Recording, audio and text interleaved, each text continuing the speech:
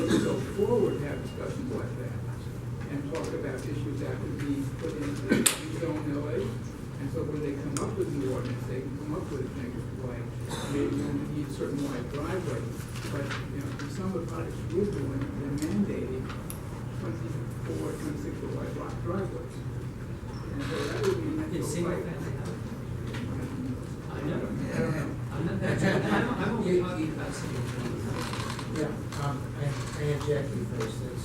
Well, based on what you said initially, that we don't adopt anything other than going back to the original intent.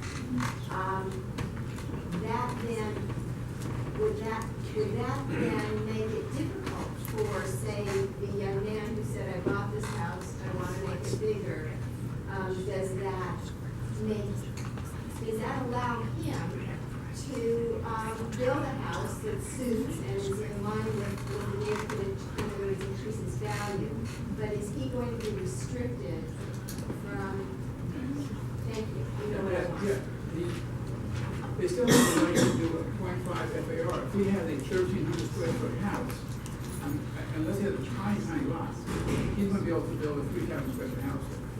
So he's got plenty of room to grow and still have a wonderful yard for the family to play with. Now, I don't think that's taking anything away from him. And this is an infant control ordinance, and we always wait until the final rezone comes out, which would be probably about 2 years. So, and also, whatever we do today, whatever we vote on, it has to go to the neighborhood council board, which would mean it's a whole other public hearing.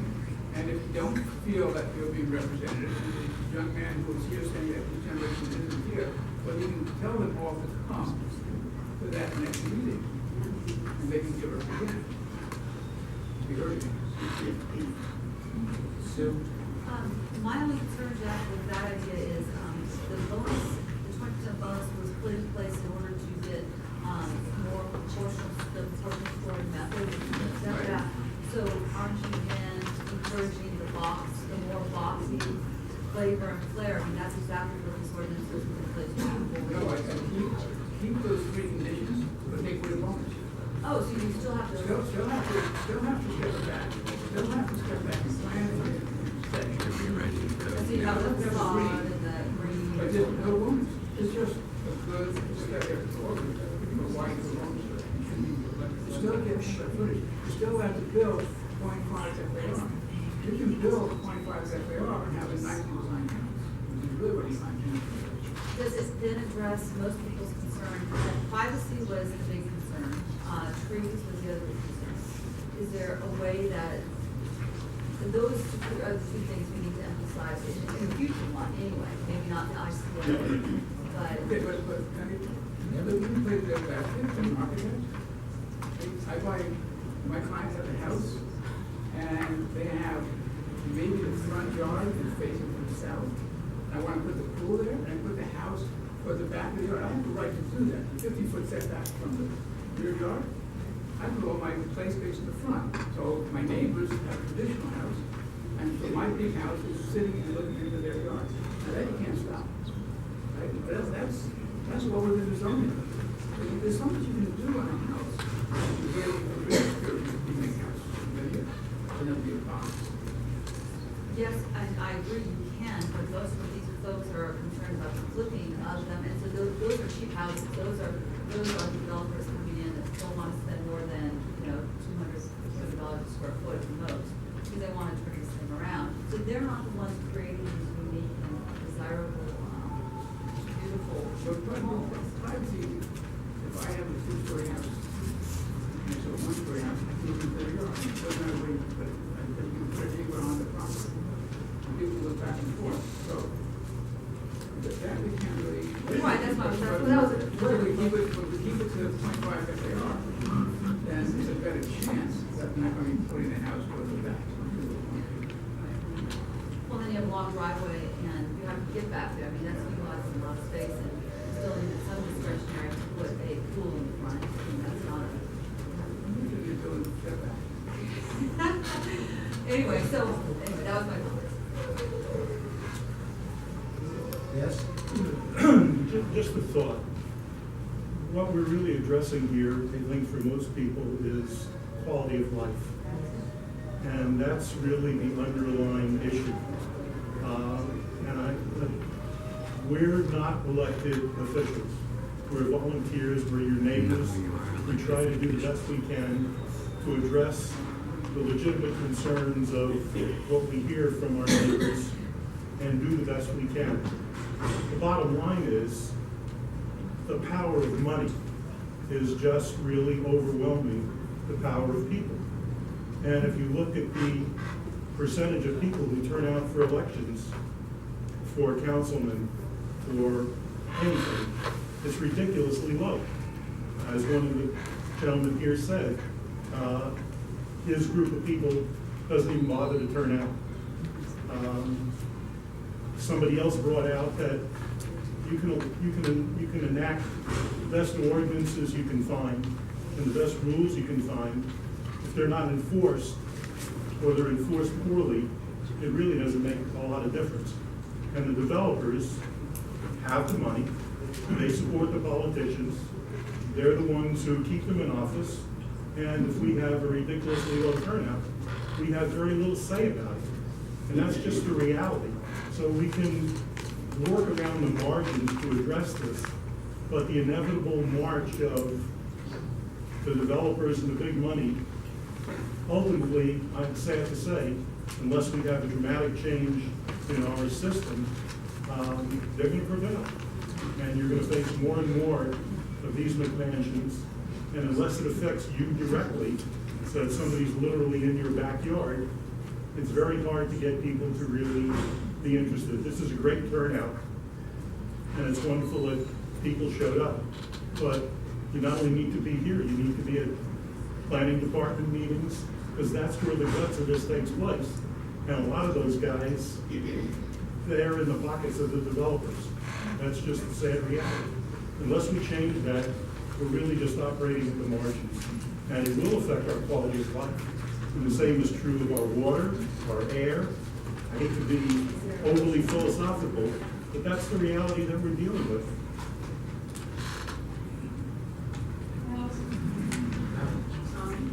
Well, I just wanted to comment that, like the last speaker, I started my adventures with the neighborhood council when the first McMansion went up on my street. And I showed up at a meeting like this, and it wasn't a room filled like this, it was three of us. And so, but what's unfortunate is that we're now on our fourth city council person, and it's 6 years later, and like many people, we still haven't had any satisfaction in the city to get a meaningful mansionization ordinance that protects those of us. I'm very fortunate in that I'm in a neighborhood that has not been hit with overbuilt homes. Most people who buy have been very reasonable in the character and the quality of the homes they live. And so I consider myself incredibly lucky. And there's a lot of people in this audience today who are not lucky. And anything that we do, I would like to make sure that the city doesn't sit for another 6 years to make something that's meaningful to all of us. So we are looking for an interim measure right now.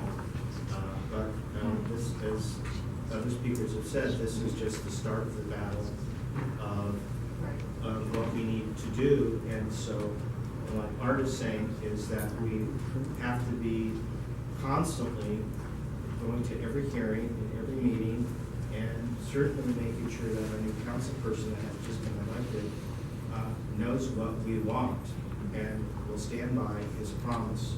And that is, I think, our first mission, is to make sure that now that he's in office, that we vet who he puts on his planning, who his planning deputies are, and because those are the people that the planning deputies will be the one that will be interacting with our community much more so than the council person himself.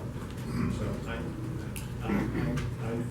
somewhat agree with what Jeff is saying, is that let's not make it too complicated, because it is a very complicated issue, and that's all I'm going to say. Mikey. Well, I live right here, Nick. library where so is happening in my neighborhood You want to take too. your hand down so we can all. Oh, sorry. That's all right. It's a depressing problem. But I think we should talk about what are things we could, and I'm wondering, is there a way we could decide that this committee finds a way to sit down, and we can't do this right this minute, but that we could come up and start working with somebody else, maybe working with Soha that John was talking about, or whatever, so that we can participate in the development of an ICO? I mean, I feel like we should at least take a position on something. I usually wait till the end. Okay. I won't wait till the end, I won't wait till the end tonight. First off, for those people that think I wasn't fair to you if you're against mentionization, I scheduled this on tonight's agenda. Otherwise, you wouldn't be here, there wouldn't be a meeting. My job is to make sure, as chair, that everything here is fair. As far as my opinion on things, I feel it should be simple if we're gonna get something passed quickly. It can't be complex. And as far as making something complex, what they did in Studio City is very complex, but it also took 7 years to put it together. Now, if we take 7 years to put something together, there'll be nothing left to talk about. I think we have to do something simple and quick. John, I'd like to talk with you afterwards. I understand you have a proposal of some kind there. You can talk, okay.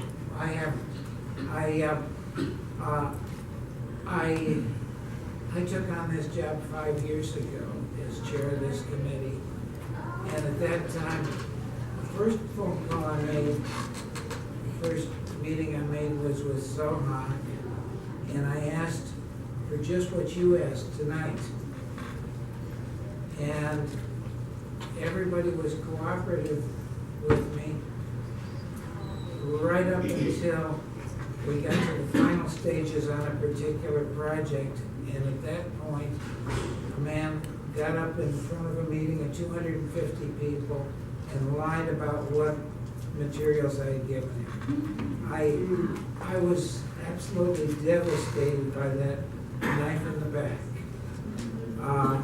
But he went further.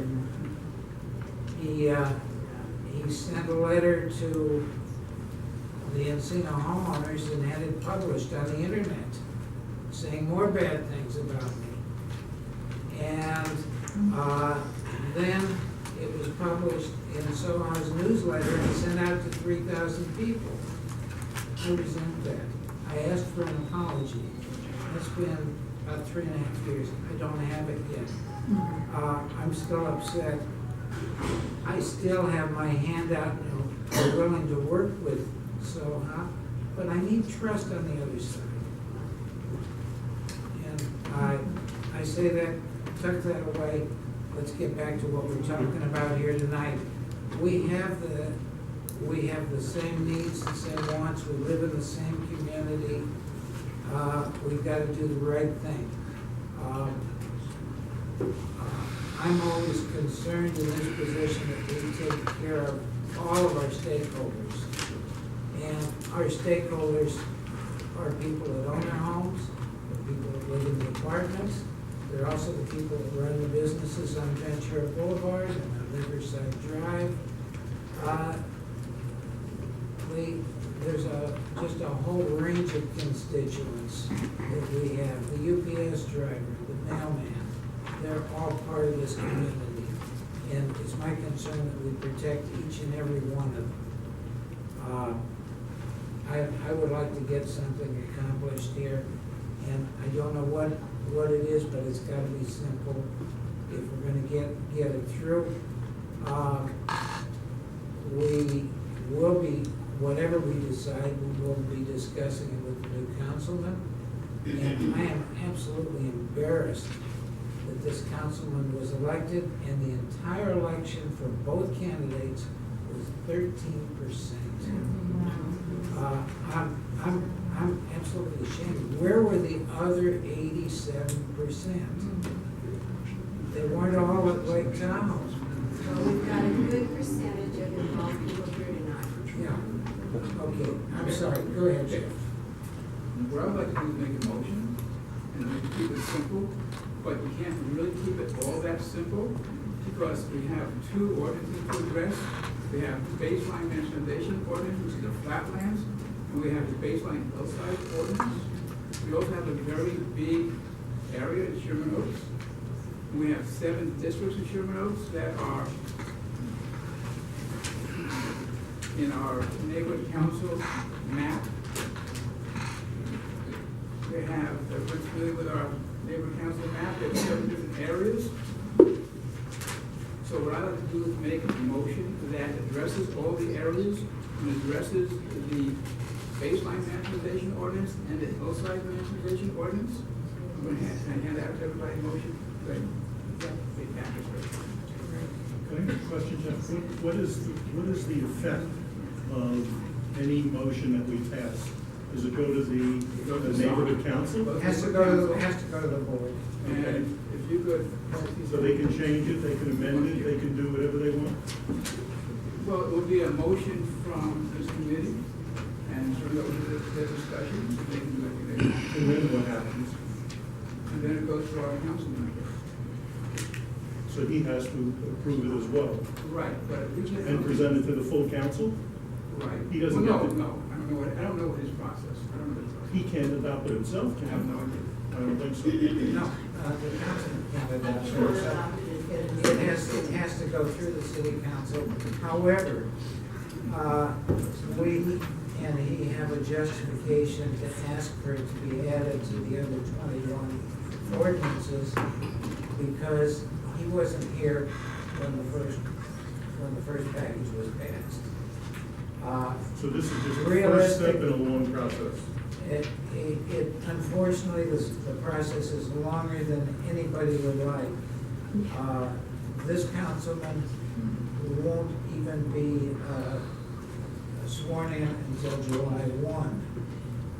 And then if he were to start something at that point, I doubt if anything would happen before maybe 3 to 4 months. You know the old adage, a long journey starts with a single step. Absolutely. So I'm all This is for doing the- something, This is but, the first step. right, let's recognize that it's gonna take a while before anything happens. Right, you should encourage the audience to come to the other meetings as well. Absolutely.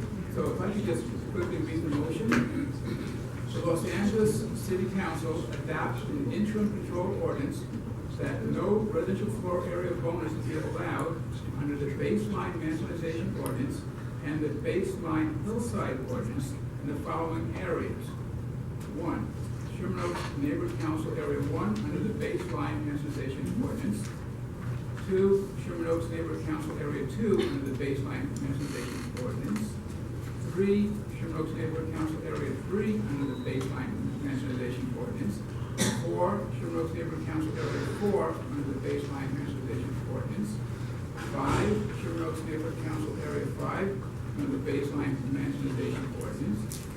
6, lots not located in the hillside area of Sherman Oaks Neighborhood Council 6 under the baseline mansionization ordinance. 7, lots located in the hillside area in Sherman Oaks Neighborhood Council Area 6 under the baseline hillside ordinance.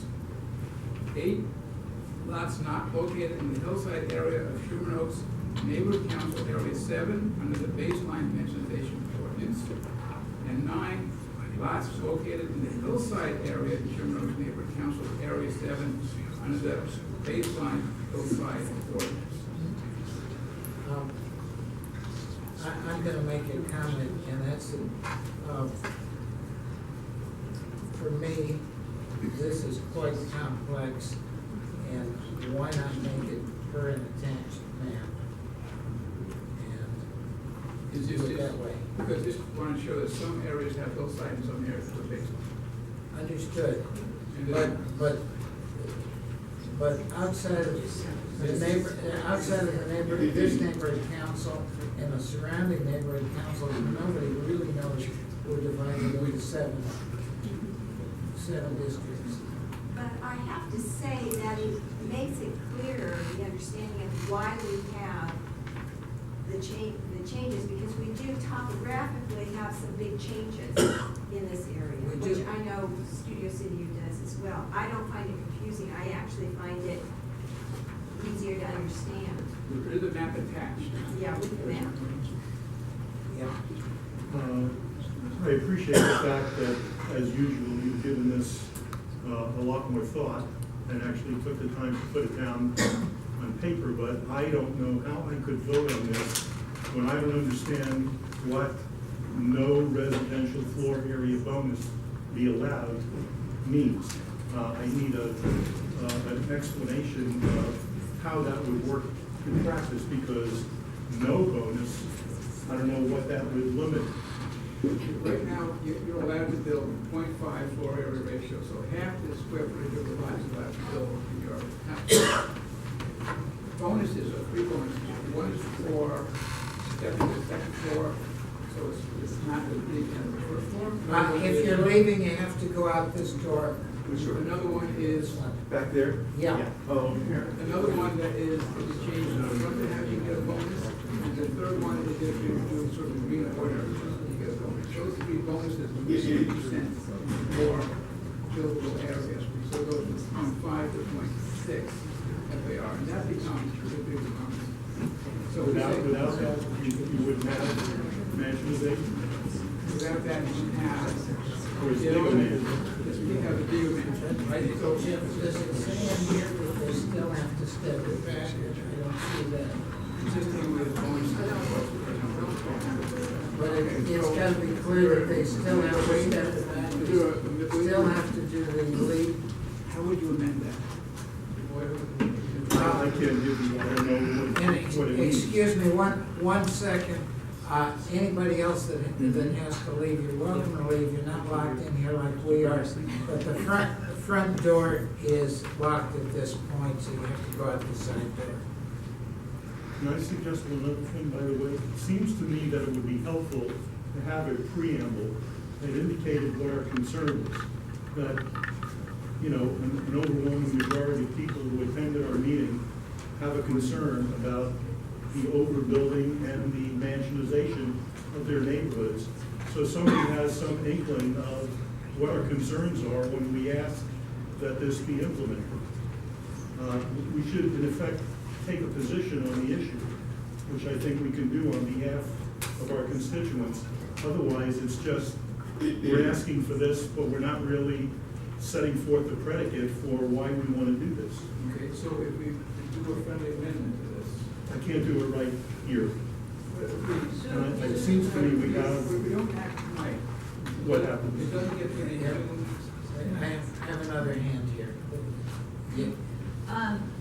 I agree with Art, I don't think we have enough information here, I think you're asking for us, one is this based on Hillside ordinance, which is even way more detailed even than the, based on the application on class.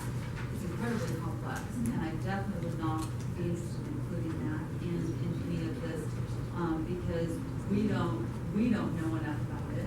And one of the, to that, also to, Art's point, there was a motion back in 2014 in regards to the ordinance that was then adopted in ICO that I think actually recognizes what Art was saying as far as the preamble, the motion. And it basically says, since the inception in May 6, 2008, the city's baseline national ordinance has been the guiding land use regulation for all single-family zone properties, which is also important for everybody to know, within non-hillside designated areas. In the past year, we have found that the BMO has done so many things, increase integrity and visibility. However, it's also shown where it's fallen short. And then it goes on to list where it has fallen short. I mean, these are also Good. so I think we would want to include something like this too. I mean, I recognize and appreciate your desire for simplicity, but I think it's really unclear hillside versus flats versus single-family zone areas, all those sorts of things. I think we'd be doing a disservice if we rush in order to make a junior So I would feel comfortable in voting for this at this point.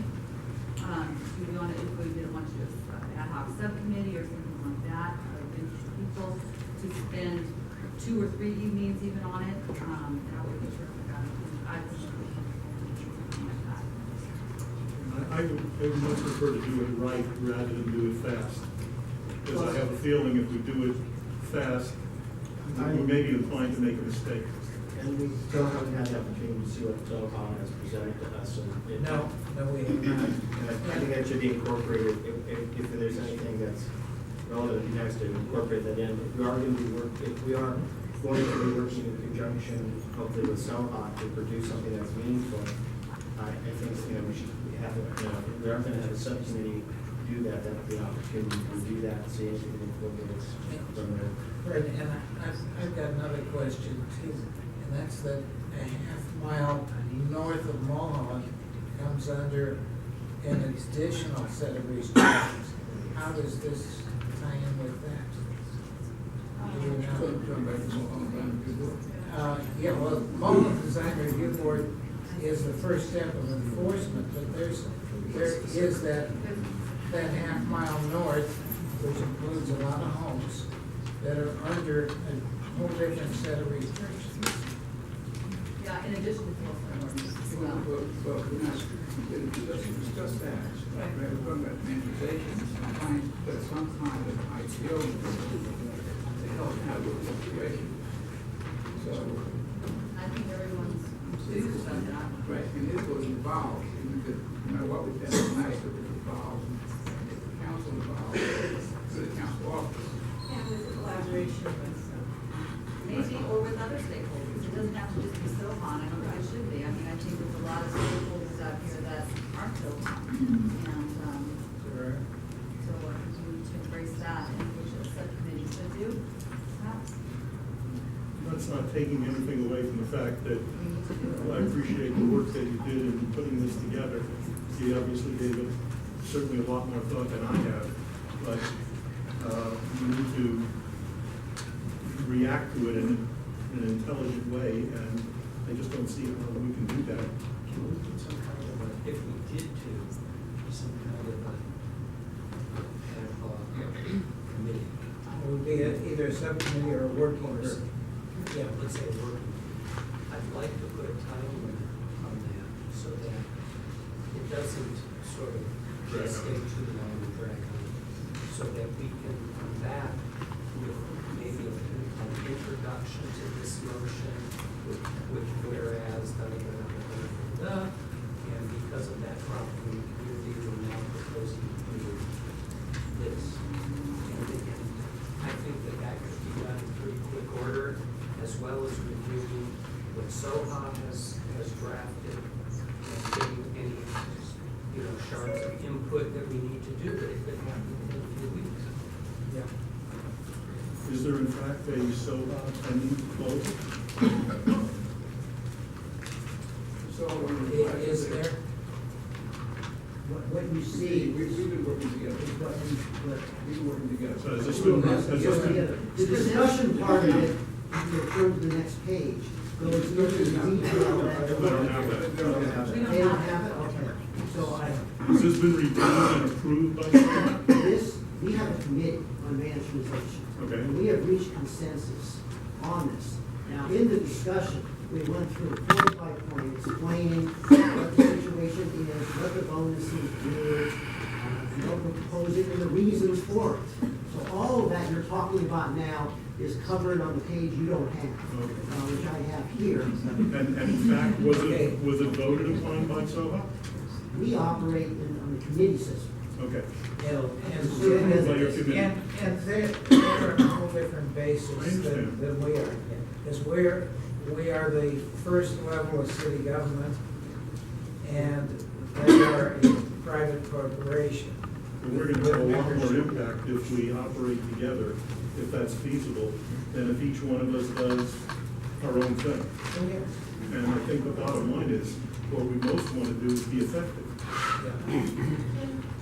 Can we, agree then, if we want to take action, that we want to be collaborative with other stakeholders stakeholders, and Soha has laid out a very good basis here on that. And we are going to move forward to have a working group that within the space of 2 months will have a recommendation. Not too much. Within the space of- If we go back to our June meeting, we can then Can you be- do it within a month? Well, that's the June meeting. Our June meeting is June 18th. But we know August, maybe council. So then it would be ready to be proposed to the neighborhood council for the June meeting.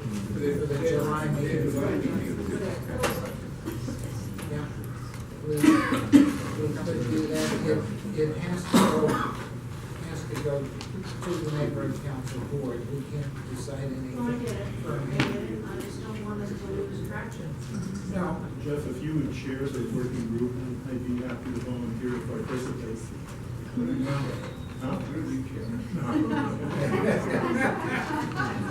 Huh? Jeff, you'll serve on the working group? Okay. I went to 2 months. It's a working group from the committee, but thank you. Sue? No, thank you. My plate runneth over. I believe that. I see you everywhere, and I know you don't get to eat dinner most nights.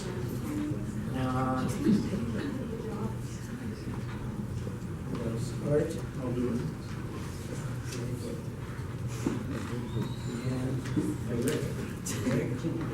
No. I'm already on level. Yeah, I'd like to volunteer. okay, Mikey. Okay, and I will be the fourth one there. I'll take the heat. Oh, that's good. Okay. You accept stakeholders on your committee? We cannot. Why not? Brown Act does not allow it. It's a working group, it is not a committee, and the presence of Are all the co- anyone that would either make it a quorum of this committee, a member of the board, or an outsider immediately takes it out of the status of being a working group. Is there a And- problem with that? Yes, I do. I would like to get the job done and bring it back to a public meeting. It's illegal. It's a criminal law. Violation. Okay, Felony. I just wanted to volunteer. I felt I could give some good input. I know a lot about the BMO and the ICO, and if you have another stakeholder on the committee, I thought I'd ask. What I'm going to say is this is the decision, and I'll take your comments under advisement. Okay. Okay, Here's a sample of that motion that was pretty cool. That was that recognized the ICO as it was passed in 2014. I'm gonna move the agenda now. We've got a long ways to go. The next presentation is going to be very interesting, so learn a little bit here about stormwater. Can I just say thank you so much for being patient with us and answering our questions.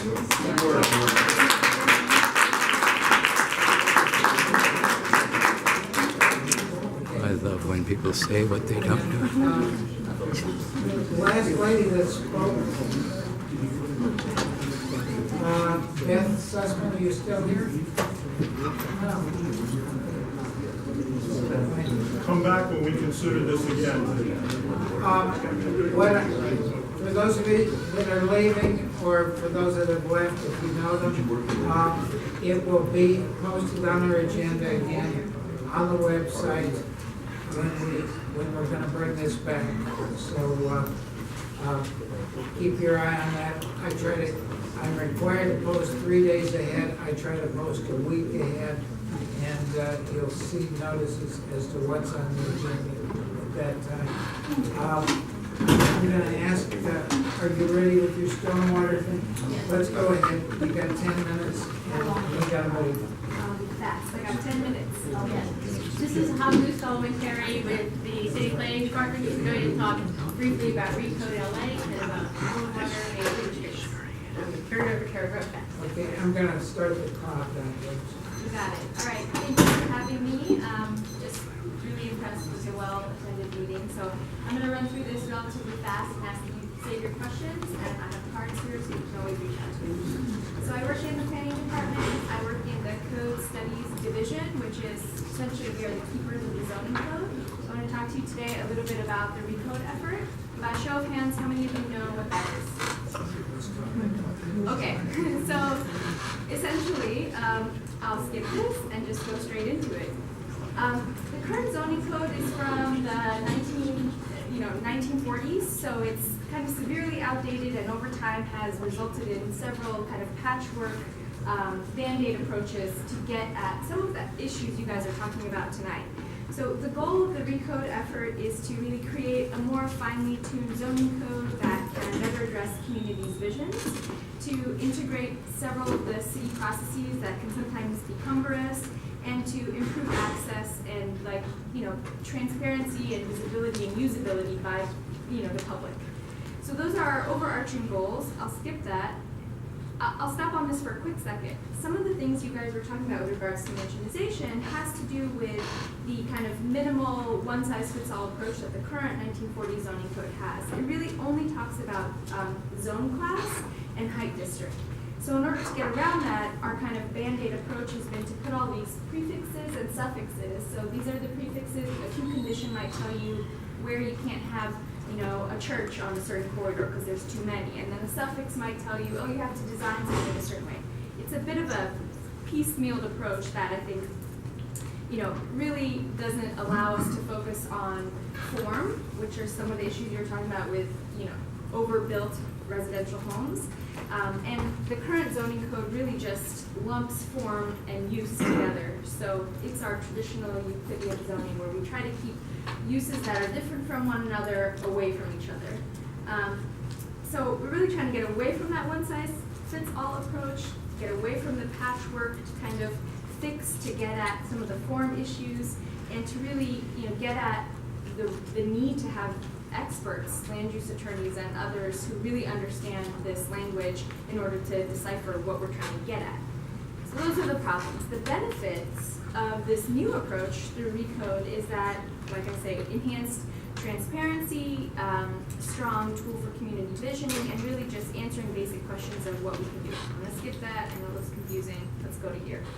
All right, so the thing that I'm hearing after listening to the comments is that the form is very important, right? It's what makes a place, or context and form together make a place, tell you where you are. If you're in downtown, you're going to see taller buildings, you're going to have maybe some one-way streets, you might not have a lot of on-street parking, you might not have a lot of landscaping, and then there'll be form, which is a lot to do with kind of things like your FAR or your setbacks or your height restrictions. So I guess the thinking of the new approach is to elevate form to an equal level as use, but keep them separated because they really are talking about two different things. It's less of a concern what you're doing in your building if your building in its form respects the street, respects its neighboring properties, and other things that are really just form related. It's really not that important what you're doing inside the building, so long as you have the right building type, from a building and construction perspective. So I guess I'm showing this matrix to really help you understand that you can have, you can have the same form in a context that's like downtown or a context that's outside of downtown, or a mid-rise form that just changes because of the context that you're in. I hope this is okay. And then along the lines of form, we talk a lot about building envelopes, like how does it respect the street? How does it speak to the, historic character of the other, neighborhood, or the other buildings in the neighborhood? So the new code will really look at context, form, and frontage in its own way, and then separate the idea of what is happening as a use inside the building. And I'll skip this one too, because it's so much. And the other issue with the current zoning code is that it's an enumerated use list, meaning every zone has to have a use that an applicant is coming to apply for. If your use isn't on the enumerated list, you have to go through this rigorous, very cumbersome process of getting some type of determination. It costs you time and money. So the idea is that we move away from that and do these kind of categorically organized hierarchical uses that will allow, the building and safety department to really know what your use is, and just because it's not listed, they can say, oh, it's still a residential use. It's still an agricultural use. It doesn't actually have to list every single one. So it's a much more, I think, simple approach. And finally, the most important thing, I think, for everyone in this room anyways, is to be able to interface with the zoning code in a more user-friendly way. So one of the major outcomes is going to be a web-based approach that will give you an elegant, customizable zoning code that is really relevant to your property or your project or your application. So over time, over the next two years, in 2017 is when we hope to have a citywide zoning code, and each community plan, as it's getting updated, will be able to basically adopt those tools that are in the new toolbox, so to speak, and have this kind of simplified web-based approach. You can look at it on all your devices, and so that's our goal. It's a tall task, but I think we're in desperate need of it because of some of the issues that you're talking about here today. I think that's a result of not really having a separate form, ideology or identification, idea or identity, I should say, from the use.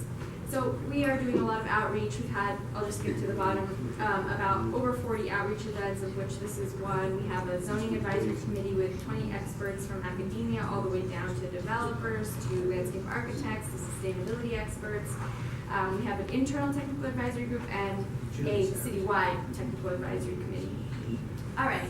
So I think I also wanted to talk a little bit about, stormwater, and in light of the drought and in light of some of the things that the city as a whole and the region are facing, not the planning department particularly, but the other departments within the city have low impact development standards, which help each parcel on their own site either infiltrate, catch and reuse, or biofilter water that falls on their property. So low impact development standards are basically design strategies that provide best management practices to lessen the impacts of stormwater, the quality and the quantity of stormwater that rushes off-site. And it's actually, in its 4th edition now, it's getting revised. There is a handbook online, and it's essentially for any development or redevelopment project, creating or adding or replacing anything as small as 500 square feet. So it captures a lot of projects. And this can also be found online. It's kind of a nice infographic to let you know what you have to do. And I think this is probably most appropriate for the audience here. This is examples of prescriptive improvements, meaning very discrete, specific improvements for small-scale developments, 4 units or less. So if you have a single-family home, here are some ideas as to how you can capture stormwater, preferably infiltrated if you can infiltrate it because of your soils or whatever. There'll be other options for catching and then reusing, but basically not having it just waste away and go straight to the storm gutter and out to the ocean or to the river. A step beyond that, the Green Streets guidelines were adopted in 2008 and really applied in 2010. And this is, zoning and some of the LID stuff is all about the private property. So from the back of the sidewalk onto your private property, as opposed to the public right of way, which is from back of sidewalk to the other back of sidewalk. So all that space in between, has a lot of hands in it. It's Department of Transportation. It's Bureau of Engineering, it's Bureau of Sanitation, and all under Department of Public Works. So essentially all the major players who really have a say in what happens in that right-of-way got together to identify what a project could do. So long as they did these things, they could get permits and do some Green Street improvements. And by Green Streets, I just really mean tools that are designed to help benefit the environment in the sense of stormwater capture, retention, and not running off. So I think an important thing is to say that the city is moving forward and kind of trying to identify what can be done in the public right of way, and that there's a lot of options for what can be done in the private parcels.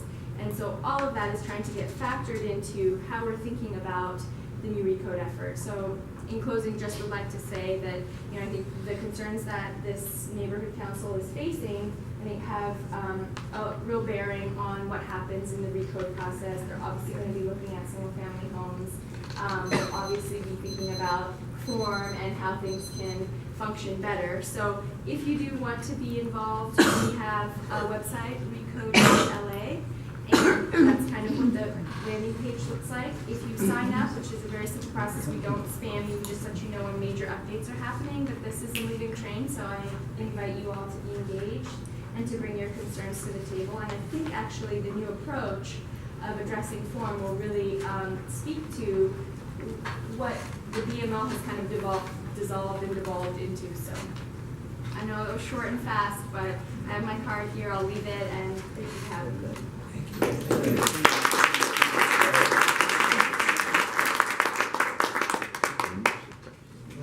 I'd like to add on this. I invited Hubby here to talk about stormwater because stormwater retention is very important.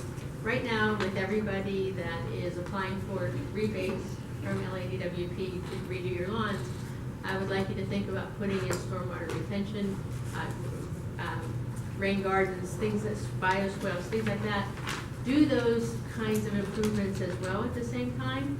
It's going to be better for your yard. It will grow, it will utilize stormwater and save you water, but it will also help with flooding. So if you live in an area that has flooding, it will reduce flooding on your street if everybody on the street does this. And in the long run, at some point, we as a city are going to have to pay for stormwater compliance, and everything we do now to reduce the impact will reduce our costs down the road. But that's only if it ever rains again. No. Okay, thank you. Thank you. Michael Ayaz. Yes.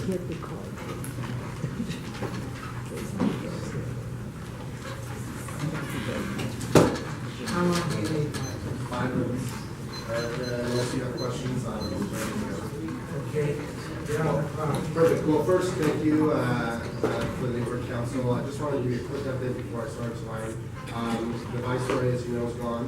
We went ahead and removed that tenant, and we're in negotiations with the top class tenant to replace that particular use. I can't tell you who it is until we finalize the lease, but what I can tell you is everyone's going to be really happy about who it is.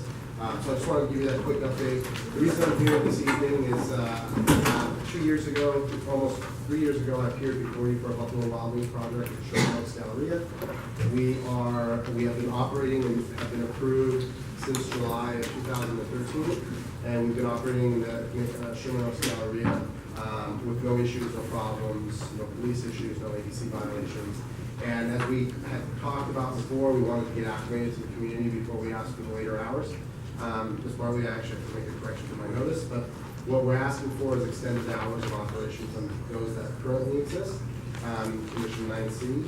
What we'd like to do is open a little bit early on Sundays for football, because football starts on the East Coast early, so we're looking for a 9 a.m. opening on Sundays.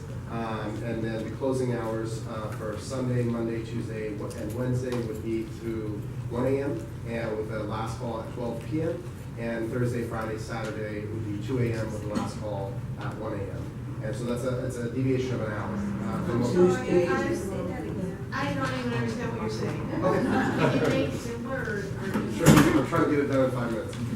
All we're asking for really is opening an hour later on the days, on the current hours that we're approving. So on Sunday, Monday, Tuesday, and Wednesday, we would stay open until 1 a.m. with last call being midnight. The only change to the opening hours would be on Sunday for our football fans so that we can get East Coast games till 9 a.m. at the time. And on those days, Monday, Tuesday, Wednesday, what are the opening hours? They'll stay consistent with the previous conditions of approval, which are, I believe, we open at 11 a.m. 11 a.m. And Thursday, Friday, Saturday, you open when? Yeah, 11 a.m. till 2 a.m. With last call being 1 o'clock. Asking for an extension to 2 a.m. That's correct. The underlying project has another location that has the right to stay open until 2 a.m. We didn't want to request that when we first came, as is kind of our process as Buffalo Wild Wings. We like to come into the community, prove ourselves, we haven't had any issues, and so that's what we're asking for, is for your support for those extended hours. There's no change to the floor plan, there's no change to any of the other operational characteristics, simply just an addition on the back end and on Sundays, so we can get, those of you that like the Miami Dolphins or the Patriots, watch your games there. Thank you. I have no speaker cards on this, so, Mikey, you have a question? I have a question, about the hours of operation of the other venues in that spot. I think by right, all of the other uses are pretty consistent. The Cheesecake Factory has the right to stay open until 2 o'clock in the morning. I can't speak for the Cheesecake Factory in terms of what they do, but clearly reading through their determination letter, they do have the right to stay open until 2 o'clock. And I think it's pretty much all 7 days, but I'm not sure they're not. Our national average is 2 o'clock in the morning on those weekdays, on the days that we've indicated to you guys. It's kind of part of the brand. So it's just in line with what we do nationally. I've done the Buffalo Wild Wings, for the most part, the corporate-owned store, which this is. It's not a franchise. It's actually owned by and operated by the corporation that is traded on the New York Stock Exchange, the big people. So they take. I just wanted to do Yeah, we are. now that the ARPA is breaking all West Street now. Did that finally There's finish? another hand. No, I just want to know if PF Chang's was at the same hours of operation. I'm not sure about PF Chang's. What I do know, having researched the determination letters, is that I don't remember PF Chang's. What strikes my memory is that Cheesecake does in fact have the 2 a.m. By right in their conditional use determination. And also, I'm sorry, we are also trying to save paper, so we are implementing one simple thing is tablets so that people can pay their checks instead of having to waste paper on checks and making it a little bit more efficient. So we will be having tablets on the table, and that's kind of the trend in restaurants. Are you working with LAPD on this? Yes, we haven't spoken with LAPD. You're the first people that we came to talk to. I did reach out to PD at the very beginning of filing the application, and they wanted us to come to the neighborhood council and go up to them. We've checked with the calls for service. We haven't had any material calls for service. There's been no ABC violations. David, our manager from the stores here, him and I have talked. There's been no major issues at the restaurant. And one last question. Is there going to be an automatic 12-month review or something? Just, is ABC going to ask you to say if it's okay? And Well, ABC is kind of a separate project, and we would request a condition modification done, and they would only process that condition modification if we were approved for a plan review. And so that would be the next step. ABC really looks at the governing body, which would be the city of Los Angeles, to give it direction. And so if you guys give it to us, then we'll do it. We'll be able to get it with the department. And generally, our waiting period, for example, we waited this long, the 1 year, it's been almost 2 years now in July, since our approval, kind of established that we're not a problem use in the area. So we've done that in kind of a good faith effort to make sure that it didn't impact the community, and we think we've done a great job at that. And I think our PF Chang's is open until 11 o'clock Sunday to Thursday, and until 12 o'clock Friday and Saturday. So you're going to get the late night. Other I questions? do. Tom? So, your current conditions of use, does it have do you have is it what, obviously, you have a 2-year, 3-year, 5-year for review? we have a 5-year, I believe, yeah. So that you're in your 2nd year of your 5-year? Correct. So after another 3, and you're not asking for an extension at all, you just want a modification to your conditions? That's correct. And I've also spoken with Jonathan Brandt in the council office, because of what we feel is a bit of a minor change. We were hoping that we could get your support, and it's not a guarantee that the zoning office will do what the zoning office will do, but we were hoping we could get your support in not requiring hearing. And I've spoken with Jonathan. Jonathan was out today sick, so I did email him and made the same request and advised him that I would be making those questions first. It would be wonderful if you guys could waive the hearing if possible. It's just an additional expense for my client to go through, but we understand the purpose of it, and so. With the planning hearing, you're talking The about? zoning administrator here. It's not ultimately your decision, my decision, but it would go a long way with me if I could communicate with Ms. Wyatt. We've got the support of the neighborhood council as well as the council office. They may very likely still make us go through the hearing. Other? Well, I know you're reputable. I mean, I would move to accept the extended hours, request for the extended hours, with the condition that that 5-year review stays in place and is not extended. Will the 5-year review be from the date that we get the new plan approval? Because, again, No, the existing one you have. okay, the only thing that I would mention in that is it's about $18,000 for our client to go through a plan review and just simply to go through the review. So, You're a national corporation, you have money. yeah, and, I mean, I just think that the mere fact that they are a national corporation, they shouldn't, that should also count on the other end of it, because we not only have to comply with city regulations, the state regulations, but we have shareholders. We're trading at about 150 right now, which is the highest restaurants. If I could comment here, I understand where you're coming from. I think big companies and little companies have to follow the same rules.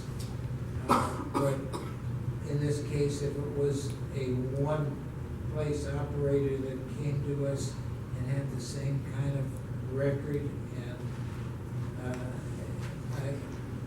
I would think that we could take notice of the fact that they have a sparkling clean record and let them take the 5-year review from this point.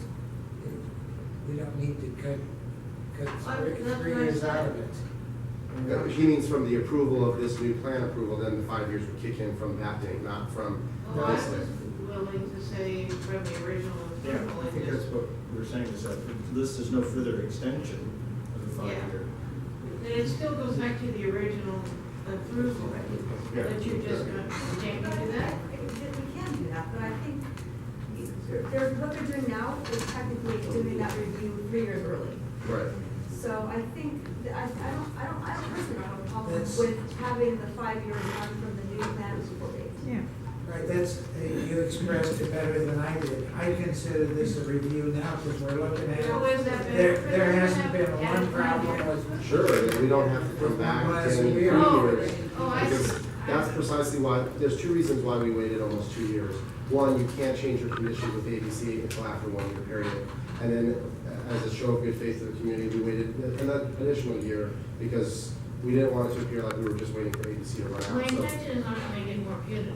sure, My intention was just to make sure a review occurs, sure. So the 5-year review will, starting with the approval of this act. starting with this, that's fine. That's fine with me. And if you Okay. need